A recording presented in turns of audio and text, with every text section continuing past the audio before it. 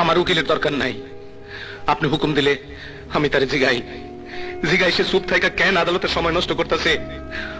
আমার হাতে সময় খুব কম হুজুর, হাসপাতালে আমার স্ত্রী মৃত্যুর সাথে লড়াই করতেছে। আমি এর বাপ কিনা সে কথা জিগামো না, আমার স্ত্রী তার মা কিনা তাও জিগামো না।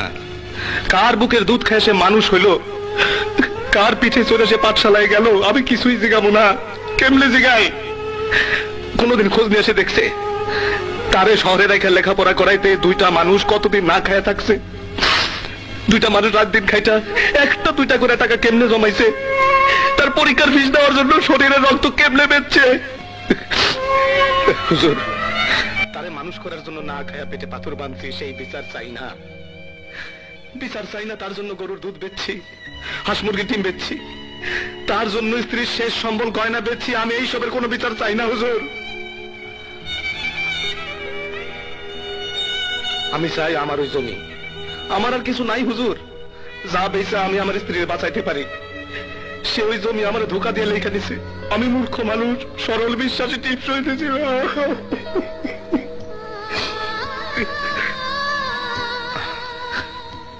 এই যে জনাব, আপনি কোন আমি যা কইছি তাকে হাসান মিশা কোন? বাবা? কে বাবা? মিশা কথা।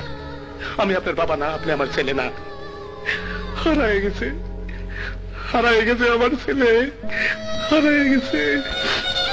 হুজুর, তারে আমার জমিন ফিরাই দিতে কোন। ওই জমিন বেচে আমি আমার স্ত্রীর চিকিৎসা করাবো।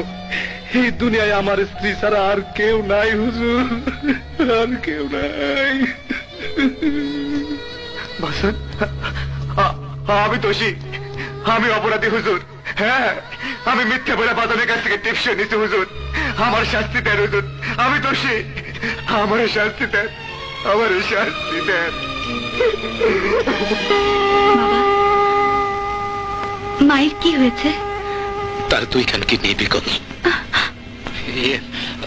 ডাক্তারের সঙ্গে আমি কথা বলবো, তারপর তোর অপারেশনের জন্য যা লাগে আমি সব করবো। না না না, কারো সাহায্য আমার দরকার নেই। আসি।